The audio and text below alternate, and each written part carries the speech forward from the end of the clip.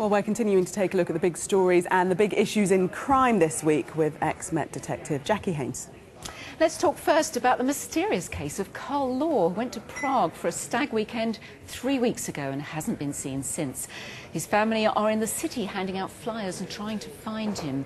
They think he's still alive, but so far, despite multiple sightings, they're still no closer to finding him. Yesterday on Sky News, we spoke to Carl's fiancée. I last saw him on the Thursday night when he was packing his stuff. I didn't see him in the Friday morning because they left so early. But he did phone home on Saturday just to check in and see how me and Lenny were. He told me he lost his phone the night before and that he was due to be home. I think they landed in Gatwick 5 o'clock Sunday, so he would have been home about 7 p.m. We had a birthday party for our son, his 3rd birthday on the Sunday, which finished at 5 o'clock. So it was when I got home from the party at about 5:15, I heard the news that he wasn't on the plane. You know, the lads out there, they'll stay out there for as long as they need to be. They will find him. I don't know where he is or why, but I'm sure they'll find him.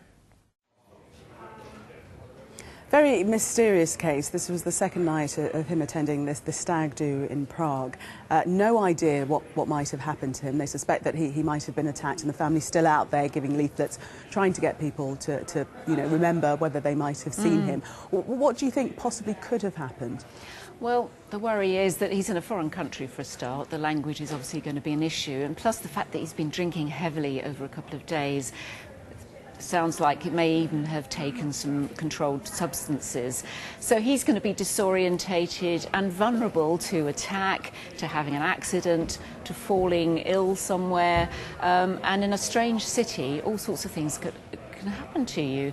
And you know, you don't just disappear off the face of the earth. He is somewhere, which is extremely worrying. But thank goodness he's got, you know, such loyal and family members and friends who are out there searching for him.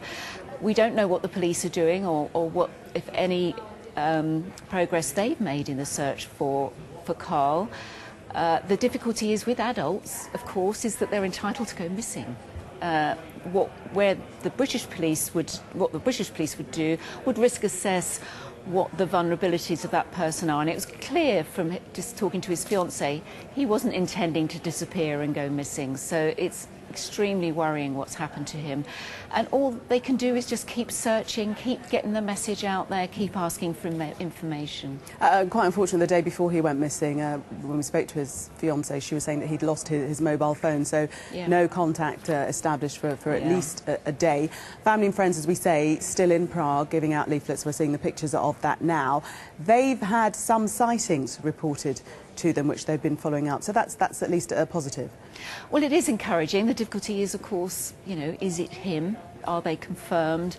But they do all have to be followed up, and they're going to the right places. They're going to people who live on the streets, maybe those nooks and crannies of any big city where people can get lost and hide out and be taken advantage of in a vulnerable state, which he clearly is. He's going to be tired, apart from the sort of drink and drugs aspect of it, which one would hope he would have recovered from. So you can only hope that he's not lying injured somewhere and in need of medical assistance. And he may just turn up disorientated, having you know, just got himself lost for a few days. But it's a long time to go missing for now, 3 weeks, and the longer it goes on, the more concern there must be. And how can the British police get involved, and will they? What would their role possibly be? Well, they clearly have no jurisdiction, but they will act as a sort of liaison between any family over here, his fiancée obviously, and the police in Prague. And hopefully keep putting pressure on them to keep looking.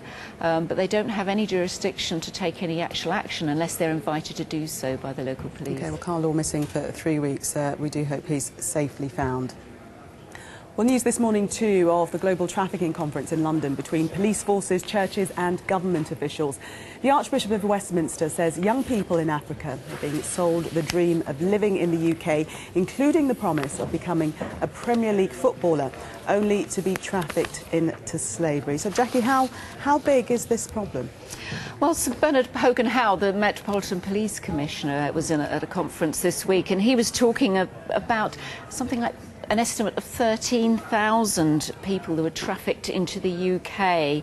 70% of them are into the sex trade, which is incredibly distressing. You're seeing here a poster and a campaign video from that the Home Office released earlier this year in their big push to try and encourage victims to come forward. In this speech that Bernard Hogan-Howe made this week, he talked to 400 victims having come forward in the last few years, which is encouraging because it's been such an anonymous crime up until now. People really have been disappearing. But we know we need to let these people know that there is somewhere they can go. There is a place of safety. They will be looked after, and the people responsible will be tracked down and caught. And it's not just about the victims coming forward, because sometimes they can't, they physically cannot come forward, and it's about people being vigilant. And if you spot something on your road, perhaps, you know, ringing the authorities and having them investigate. Yes, exactly. I mean, we need perhaps to get to know our neighbourhoods pretty much better than we do, perhaps. But as this video really very well shows, it can be hidden in plain sight. It could be somebody living in the basement of the house next door who's just being kept there to keep the place clean, you know, as simple as that. But what a life for somebody in forced servitude.